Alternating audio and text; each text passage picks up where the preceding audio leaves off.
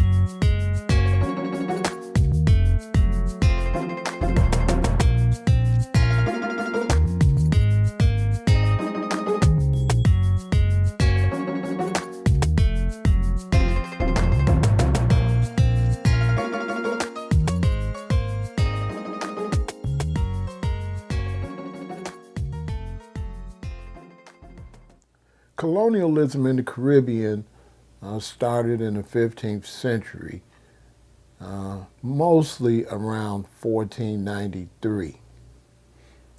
And it was a result of Christopher Columbus landing in the area and claiming it for the Spanish. Now, the Spanish were mostly concentrating on conquering the Inca and the Aztec in South and Central America. But the Caribbean islands were very strategic for them to travel back and forth across the ocean. So the Caribbean really suffered a lot because of these travels back and forth and because of the conquest in South and Central America by the Spanish people.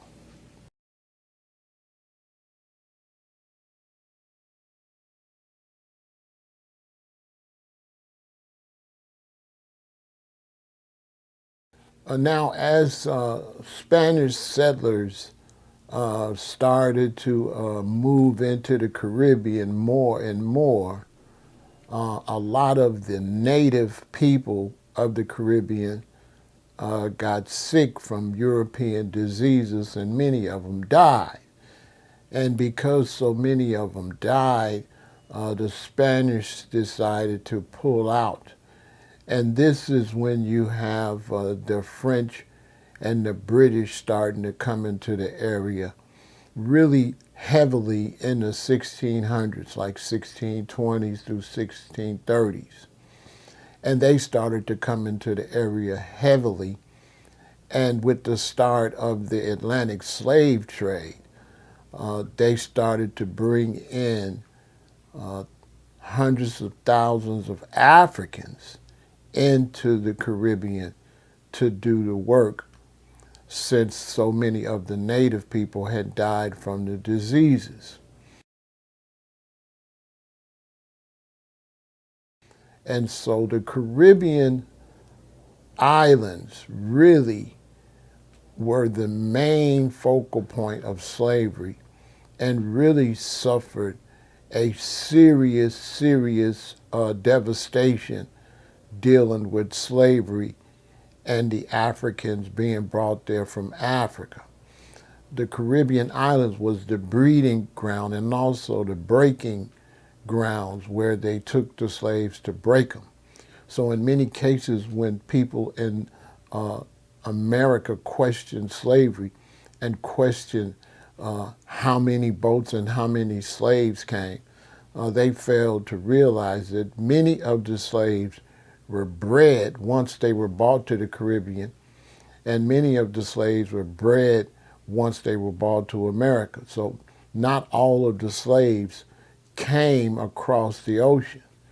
They were babies raised into slavery, bred into slavery.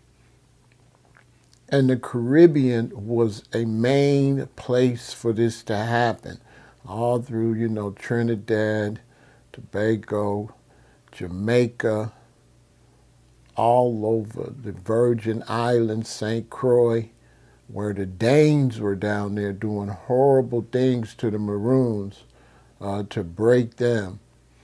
And this went all the way up to Bermuda. Now, you must know that Bermuda is not actually a Caribbean island because it's far north, but it might as well have been a Caribbean island because it suffered much of the same colonialism that all of the islands in the Caribbean suffered. And the only reason Bermuda is not a Caribbean island because it's just a bit north. Now, after the Spanish-American War, only Cuba and Puerto Rico remained territory of Spain. The rest of the islands ended up being all split up and invaded by various nations, Dutch, French, British, mostly French and British. You had Portuguese coming down there too, but the Portuguese spent most of their energy in the South Pacific, like Hawaii. So this is how the Spanish end up after that war, not being so heavily involved with the Caribbean.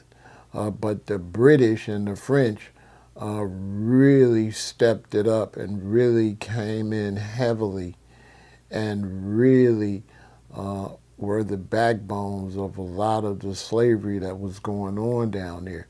Because even though a lot of the indigenous people had died from the diseases the Europeans brought down there, the land was perfect for the sugar cane and the coffee plantations, mainly the sugar cane.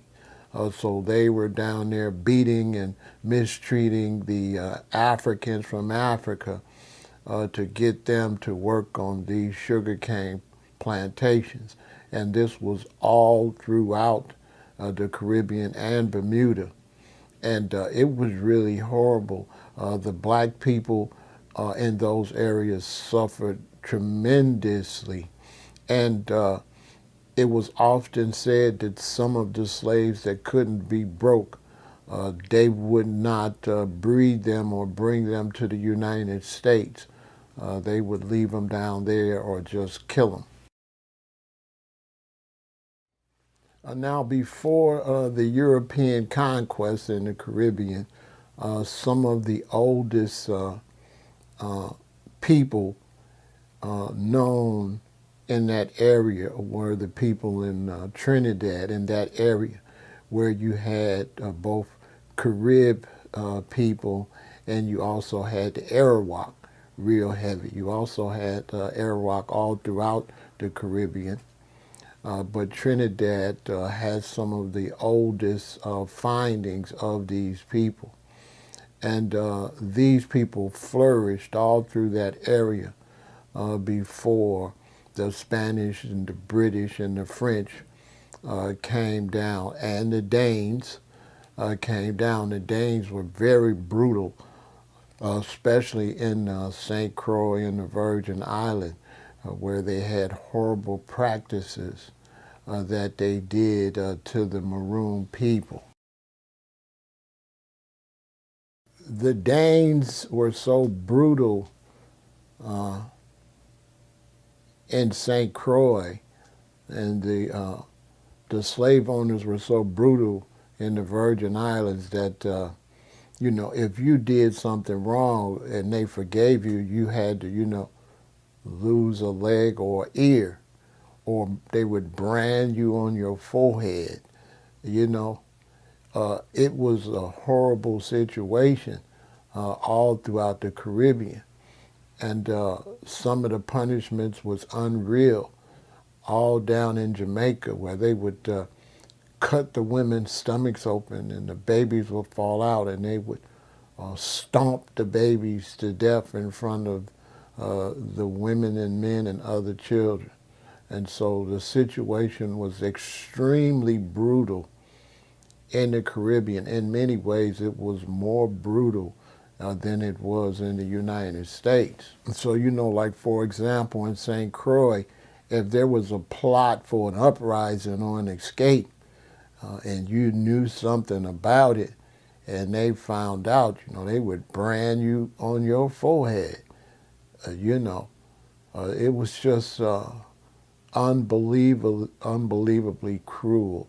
And many of these people that was involved in that were descendants of the nation of pirates, and this is not historically documented.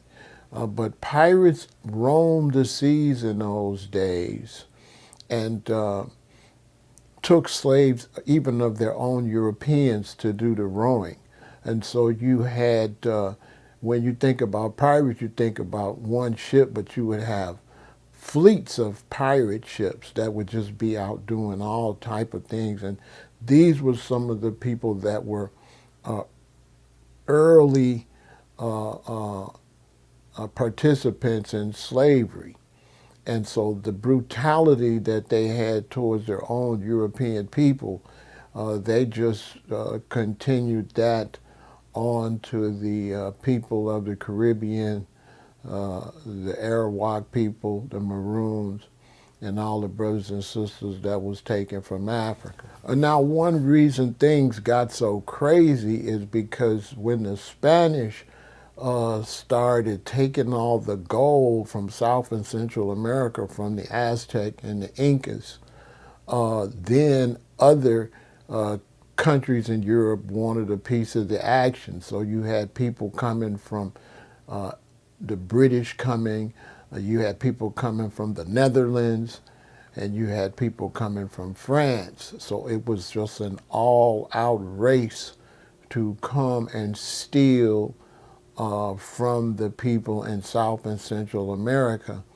And because the Caribbean was in the path, this what developed the slave trade when they realized that they could grow crops there that they couldn't grow in Europe and then ship them back to Europe.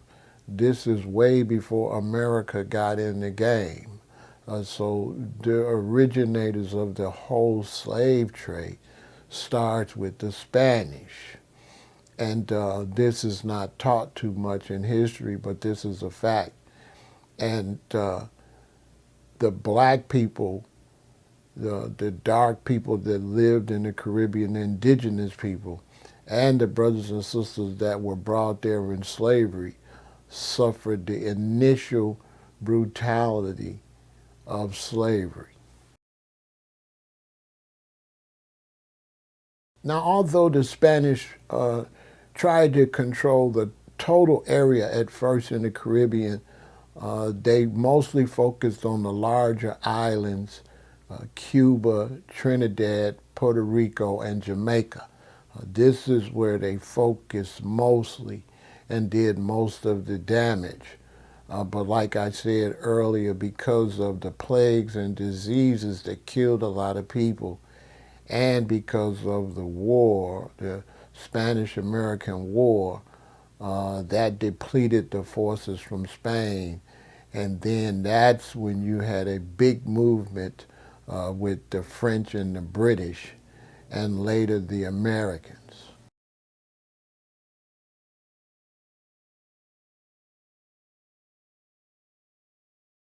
There was a lot of action, and the French and the British and the Spanish really concentrated a lot on Bermuda.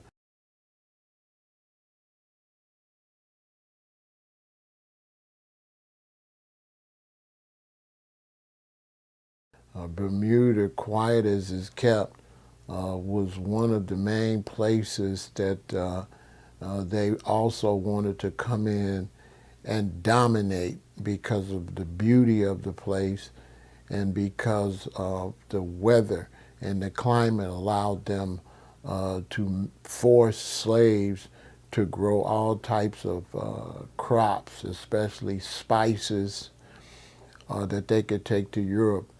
In those days, spices and gold were some of the main things people traded for. Tobacco, coffee, sugar.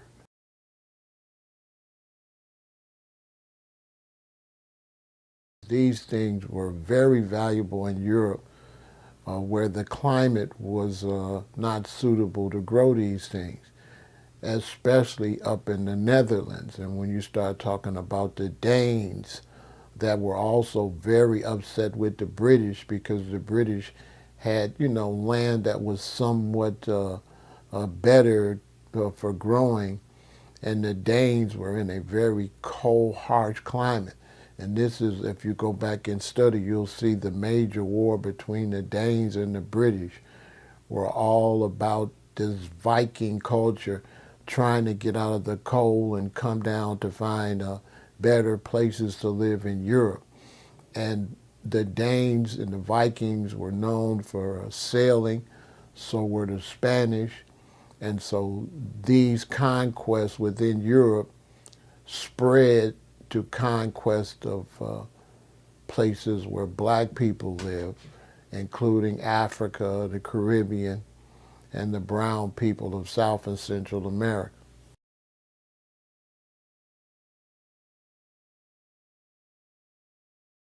So as more nations came in to get a piece of the pie, the Dutch came in, took over places like Saba, Aruba, St. Martin, St. Croix, Puerto Rico, which they called the Dutch West Indies.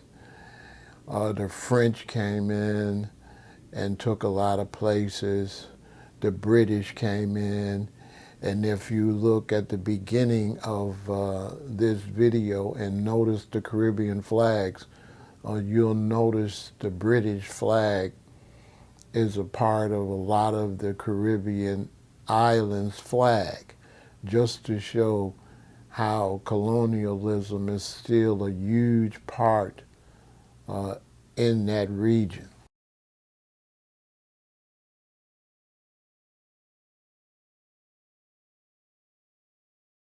What is known as the U.S. West Indies was controlled by Denmark.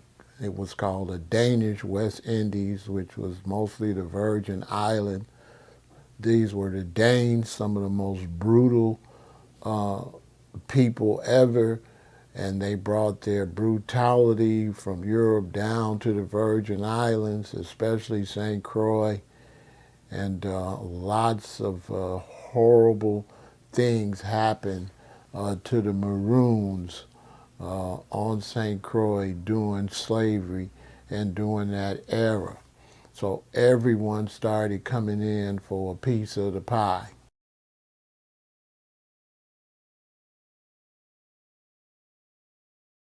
So you eventually get to the period where, the French and the Spanish got into a big war, and this is when more confusion happens and more places are switched over from one slave owner to another.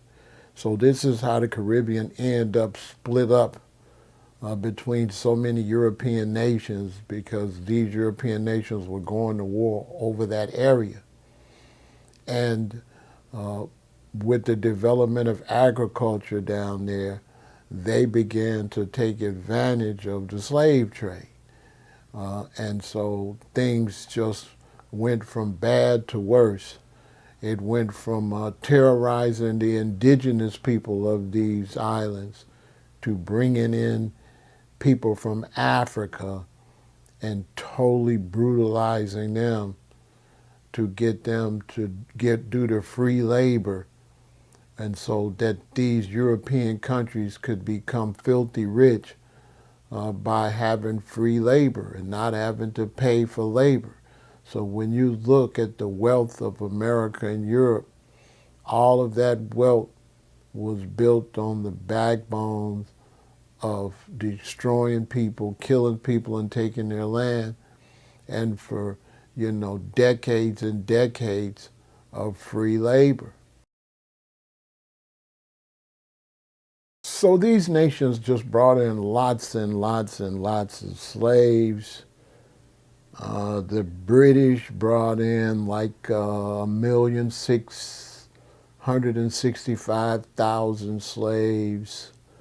The Dutch brought in 500,000 to their areas.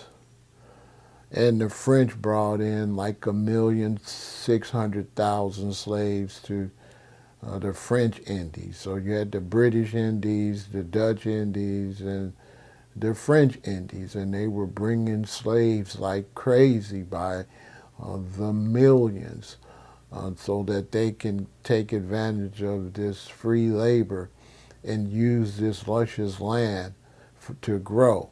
And they had to bring the slaves in because when the Spanish came in, as I said earlier, the indigenous people got sick from the diseases and were dying off in large numbers.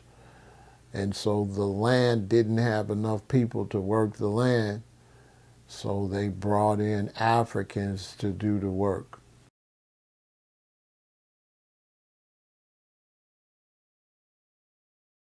Now, when you get to like the 1800s, the British had the abolition of the Slave Trade Acts, like 1807. And so people that were still slaves, that were already slaves, remained slaves. They didn't take any new slaves.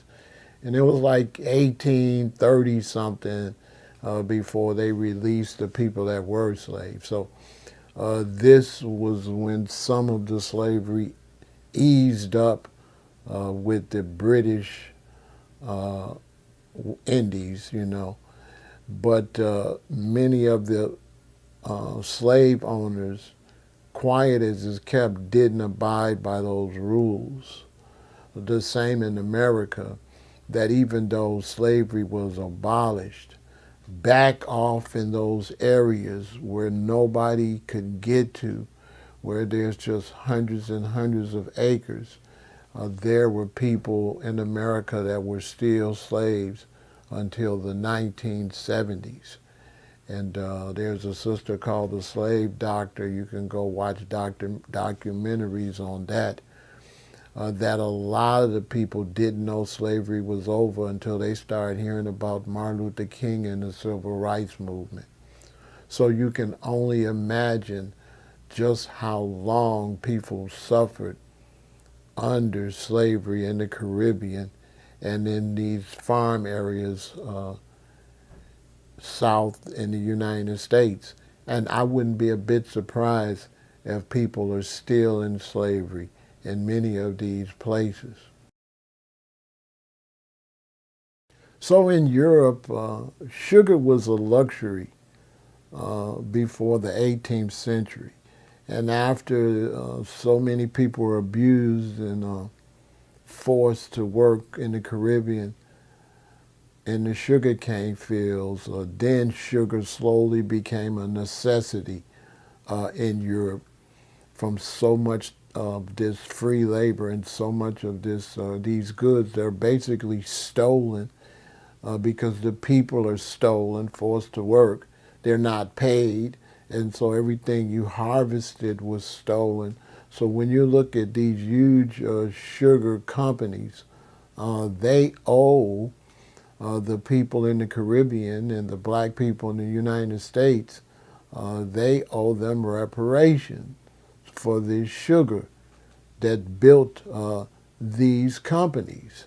And this is a major problem in the world, that many banks and many companies that grow coffee and tobacco and sugar and cotton, many of these industries never paid the money back that they got from this free labor. And so a lot of the families in the Caribbean and in the United States are on billions of dollars in revenues for free labor that was forced upon their ancestors. So many of the brothers and sisters in the Caribbean suffered for a long time. Haiti was the first ones to break away by 1804, Haiti had finally won their war and become independent. But places like Jamaica and Trinidad didn't get their independence until 1962. And so just look at all that time from the 1400s, people being down there, till the 1900s of just brutality. And so even still today, all through the Caribbean and all up in Bermuda, you can see the effects of colonialism in a white-dominated society upon the indigenous Arawak people and the African people that were brought there as slaves. And the police departments for a long time were brutal and all white.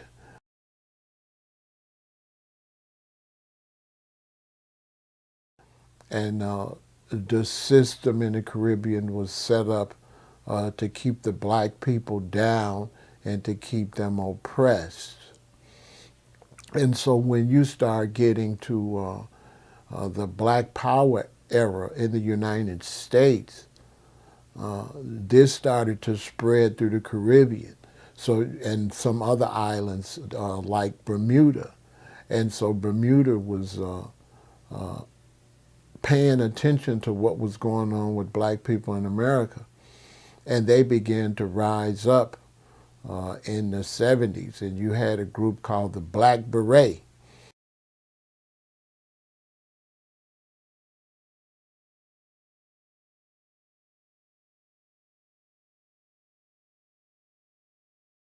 And the Black Beret were basically some Black Panthers in Bermuda that was fighting against the white oppression that was going on the island. And so it's been a long fight for people to rise up. And the system is still not balanced correctly all through the Caribbean, Bermuda, Jamaica, Trinidad, all over. There's gang violence because the power is not quite balanced. And what European nations have done is, instead of openly controlling these islands under the leadership of a country, they've switched their game to controlling it through tourism. And so they're heavily invested into tourism, where they control these various islands. If it's controlled by the French, it's set up for the French people to go there for vacation. If it's controlled by the British, it's set up for the British people to go there for vacation. If it's controlled by the Dutch, it's set up for the Dutch to go there on vacation. And so now the Caribbean islands are controlled through these luxury hotels that are set up really nice on one part of the islands, while the people back in the rural black communities suffer and live nowhere near how they should live. So you can go to a place like Jamaica and you can go to some of the nicest resorts in the world, but then turn around and still have shanty towns and poverty and gang war over economic struggles. So the game in the Caribbean has been flipped, and tourism is now the new forms of exploitation. It's done as far as Hawaii the same way. You know, you can go to Hawaii and you can see the effects of tourism. And on these islands in the Caribbean, the main law that the police uphold is to protect the tourists. They don't protect the citizens. They protect the tourism money and the investment that these Europeans have invested into these islands.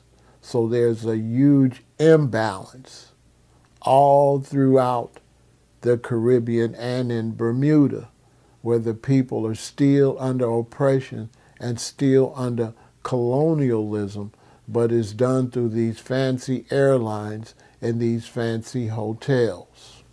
If you go to the Caribbean, you will notice these rich people that sail their boats down there and dock their boats and live off the boats and live off of the beauty of the island while the people suffer.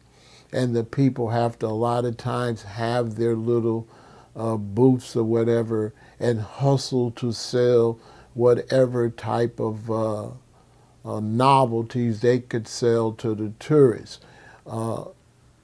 From the Caribbean all to the South Pacific, these places are set up like zoos where you can go see the people in the Virgin Islands. Oh, go see the people in Jamaica. Go see the Rastas. Go see the reggae. Go to Trinidad, see the people. So they have people there that to make a living are a part of the exploitation. You know, I was watching a commercial, and I'm not going to say from who, but it was one of these tourists where you go on cruises. And the commercial they had for the cruise, it showed all Europeans and whites on the vacation. And it showed all black people in the Caribbean as servants, opening the doors, bringing you a drink, okay, servicing you.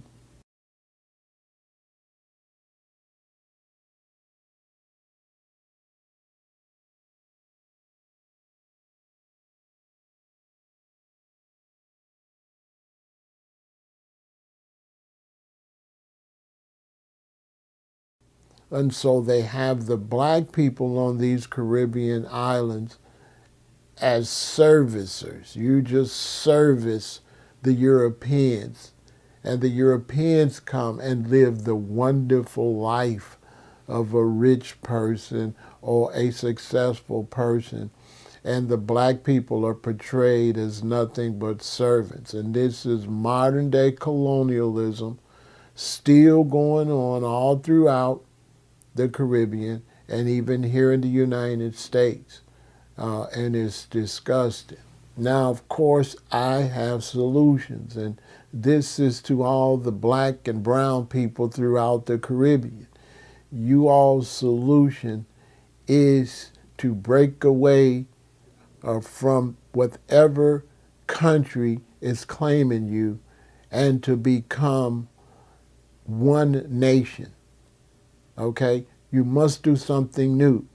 From Bermuda all the way down, all of your islands, you should become an island nation, one island nation under one island flag.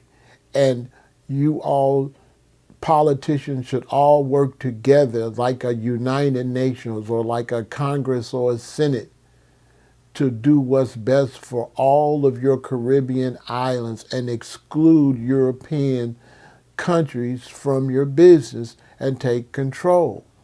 An economic revolution. You'll never be able to get free being a separate Trinidad, a separate Bermuda, a separate Bahama, a separate Jamaica, a separate Virgin Islands. You don't have a chance.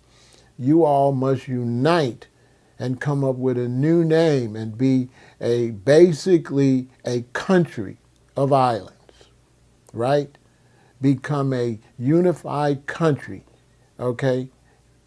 Even though Bermuda's not in the Caribbean, include them and include all the islands and say, we are now a country. We reject being called British Virgin Islands or U.S. Virgin Islands or, you know, anybody's Virgin Islands or anybody's Caribbean island. We reject that.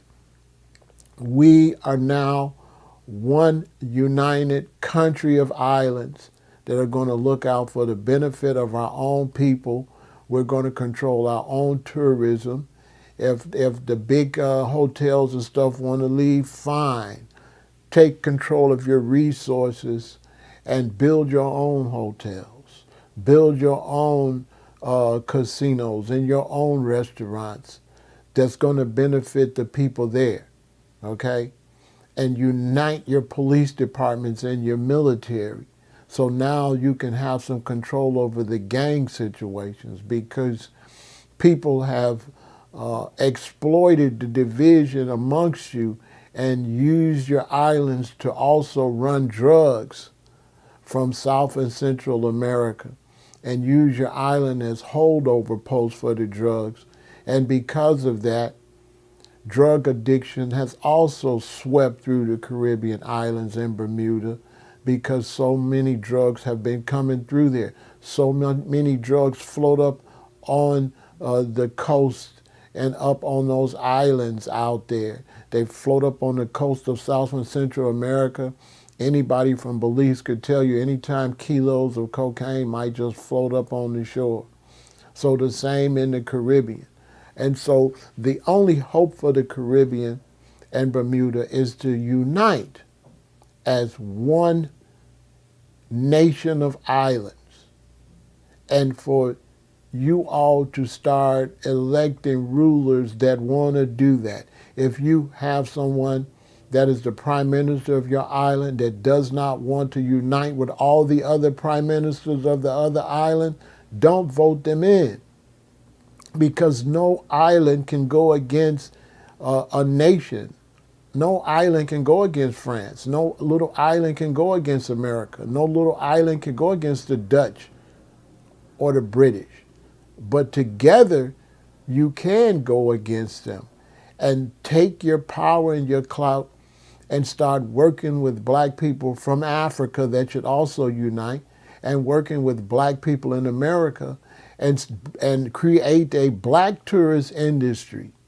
If whites want to come, fine. But it's time for us to do for ourselves. So start catering to African Americans that's making money to come to your island. Start setting up your own cruises, buying your own ships, where you have cruises that could take you to every island. And you can go pick the islands you want to go to on a cruise, and it's all in-house. None of the money's going to the British. None of the money's going to the Dutch and the French, to the Hyatt Regency, and to these hotels that have no interest in putting any money back into your island. They're taking the money out and they're sending it to their countries where their family is, and they're creating generational wealth for the people of the Hilton hotels and the Hyatt Regency hotels and these fancy hotels. It's not for your benefit. It all starts with leadership. The leadership in these countries in Africa, the leadership on these islands all through the Caribbean and Bermuda must start getting on one accord if you want to be able to take care of your people. Or you're going to look up and you're going to always still have crime. You're going to always still have gang wars. You're going to always still have poverty on places that are bringing in billions of dollars that is just going right back off of your island and is not benefiting the people there on the island. And you'll never be able to benefit each other until you unite. There's no reason that the Virgin Islands, Trinidad and Tobago, St. Croix, St. Kitts, St. Martinique, Bermuda, the Bahamas, there's no reason that you all are not united as one country of islands. This is your only solution. This is what you must do. You must unite. You all got to stop with the tribal war. You're doing the same thing they're doing in Africa. You're making the same mistakes that we're making here in America with our gang problem. Too much tribal war when all of the tribes are still losing. Yeah, you Trini against the JA. You know, yeah, you VI posse against the Trini, against the JA, but nobody likes the VI posse, nobody likes the Trinis, and nobody likes the GA posse from these other countries. And so you can't hate each other when other people hate you too. It's time for Jamaicans and Trinidadians to be like this. Virgin Island brethren like this. Okay? It's time for you all to unite. Or you're going to look up and you're going to have a new colonizer. And China's going to come in and buy you out. Look at Jamaica. Jamaica's being totally sold to the Chinese. There's no need to sell the island to the Chinese when you have so much beauty that people want to see, and you can take control of your own destiny and make that major money off of tourism. So you black people all throughout the Caribbean, unite and take over the black Caribbean, including Bermuda. Take over that tourist industry and take care of your people in your islands. And I hope you all enjoyed this video, and I will be back for more, but it's a lot to cover. So stay together, unite, big up yourself, and remember, one God, one aim, and one destiny.